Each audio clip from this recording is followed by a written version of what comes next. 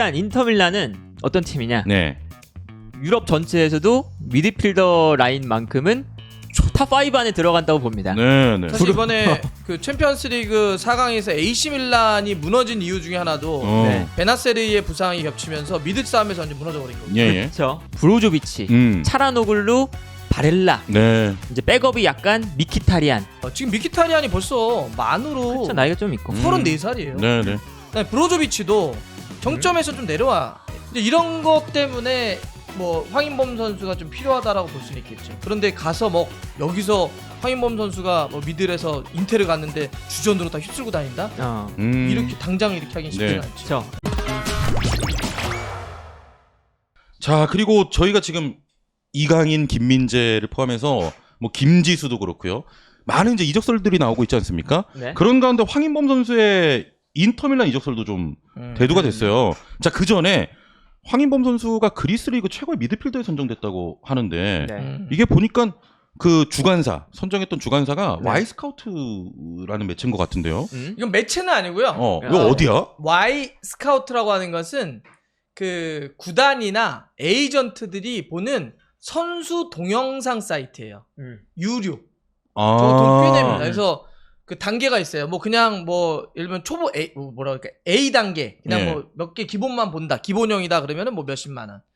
뭐 풀로 다 본다라고 하면 몇백만 원까지 내는 사이트입니다. 오, 그래? 그래서 뭐가 있냐면 저기에 등록돼 있는 리그에 뭐 다 경기 영상들이 있고 선수 개인들의 영상이 있고 네. 선수 개인의 영상도 돈을 많이 내면 예를 들면 이런 것까지 가능해요. 뭐 이 선수가 수비하는 것만 다 클립을 보여줘라. 그러면 수비하는 것만 싹 보여줘요.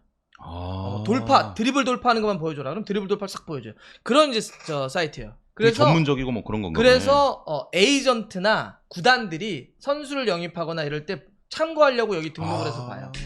에이전트리 보는 그런 거구나. 유럽에서 만든 거. 이게 아마 이탈리아인가 어디서 만들었을 거예요. 정확하게 제가 지금 헷갈리는데 일단 유럽에서 만들어가지고 그렇게 하는 사이트예요.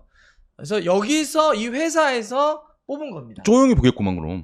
쪼 네. 맨날 이 얘기하잖아. 자기 와이스카우트 봤다고. 오. 가끔 들고 오세요. 어. 선수 얘기할 때. 왜냐면 어제 거기에 몇 번 봤어. 아, 그래? 엄청난 막 디테일해? 데이터가 있어. 되게 네. 저희도 데이터가 많아. 네네. 그래서 이제 거기서 뽑은 건데 거기서 황인범을 딱 보면 지금 뭐 골드 버튼 해가지고 그래요. 네네. 네. 중앙 센트럴 미드필더 중앙 미드필더 중에 1위 최고의 선수였다라고 뽑은 거죠. 네, 일단은 뭐 반가운 소식이고, 자 이제 그 이적설로 좀 돌아가면 네. 인터밀란이 노린다 이런 보도가 나왔고요.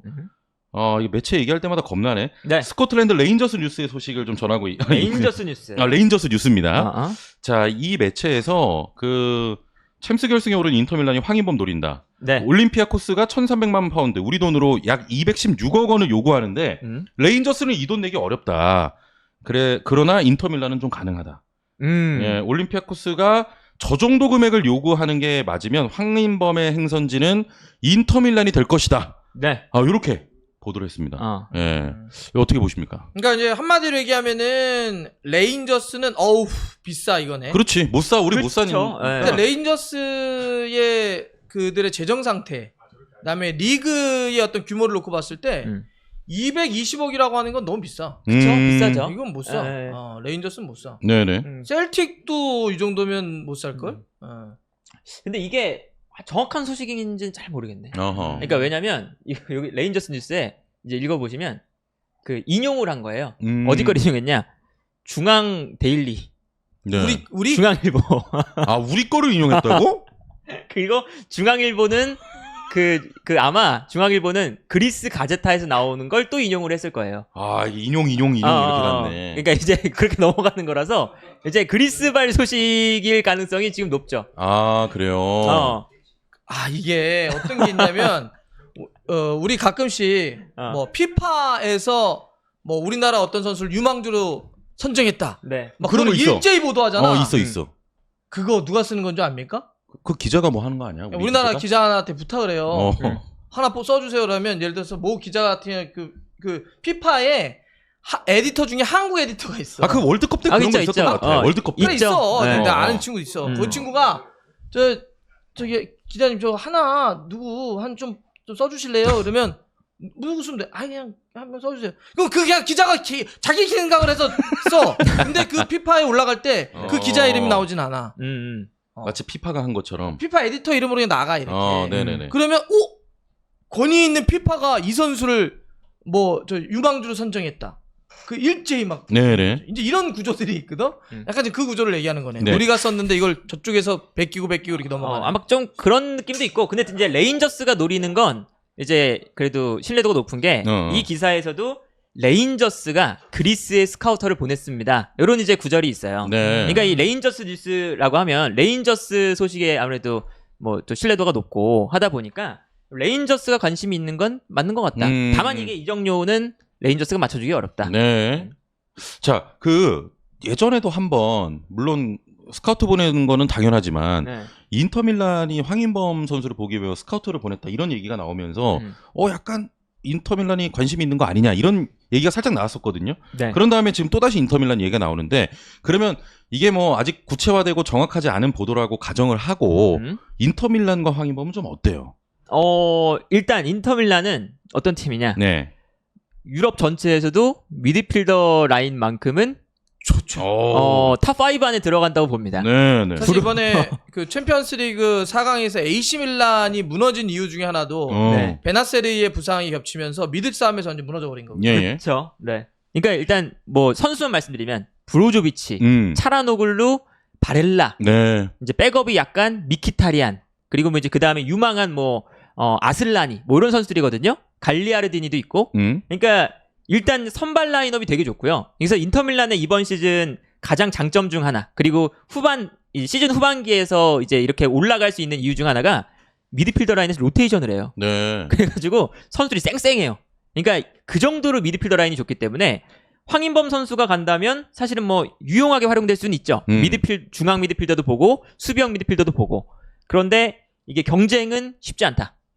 이렇게 봐야죠. 워낙에 이제 세니까 미들진이. 물론 이제 저런 건 이렇게 지금 뎁스도 좋고 인테르가 허리 쪽이 워낙 좀 센 팀이긴 하는데 네.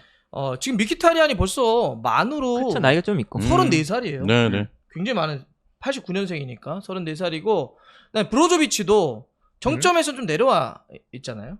뭐 이제 그런 여러 가지 나이도 이제 30이 넘었고 이제 이런 것 때문에 뭐 황인범 선수가 좀 필요하다라고 볼 수는 있겠죠. 그런데 가서 뭐 여기서 황인범 선수가 뭐 미들에서 인테르 갔는데 주전으로 다 휩쓸고 다닌다? 이렇게 당장 이렇게 하긴 쉽지는 네. 않죠. 그렇죠. 네. 그러니까 이게 지금 실제로 그 인터밀란이 이제 미키타리안 이제 좀 약간 나이도 많고 하니까 미드필더 영입을 하나 더 하려는 움직임은 있어요. 그래서 지금 바르셀로나의 캐시에 네네. 밀란에서 갔잖아요. 그 선수를 이제 인터밀란으로 데려오려는 작업도 하고 있고 실제로. 그러니까 그 과정 속에서 미드필더 루머가 나는 건 맞습니다. 네.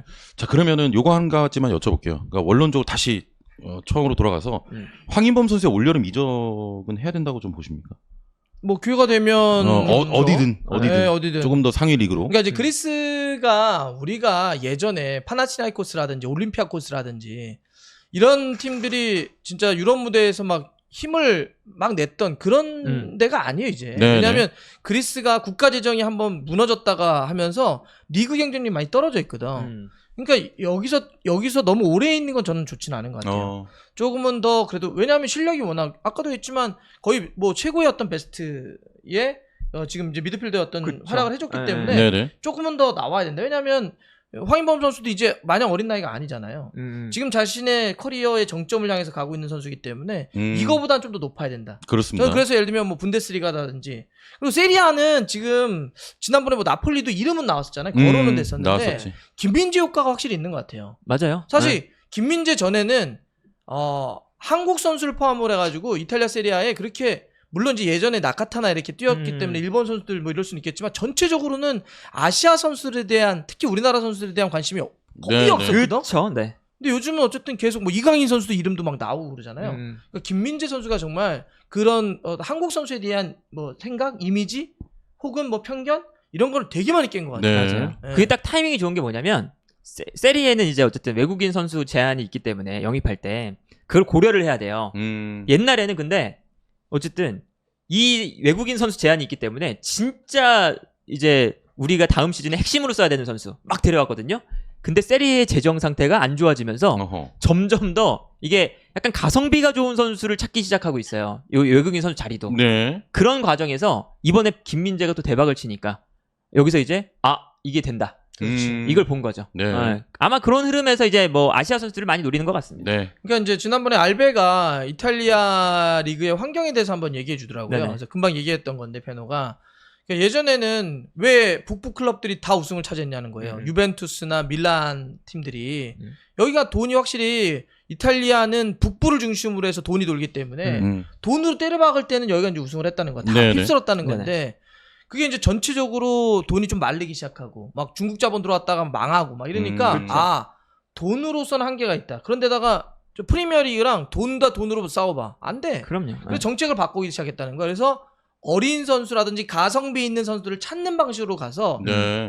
그러면 이제 북부가 그렇게 제도를 흐름을 바꾸니까 남부랑 똑같아지는 거 조건이. 남부는 원래 돈이 없어서 그렇게 가성비 좋은 선수를 네. 찾거나 어린 선수를 키우는 방식으로 갔는데 나폴리가 흡이차 김민재라고 하는 가성비 대박을 치다 보니까 유벤투스나 더. 이런 팀들하고 싸울 수가 있었던 거죠. 네네. 그래서 이렇게 변하는 것도 지금 최근에 뭐 황인범이나 우리나라 선수들이 이탈리아에 연결되는 그런 배경이 되는 것 같습니다. 그렇습니다.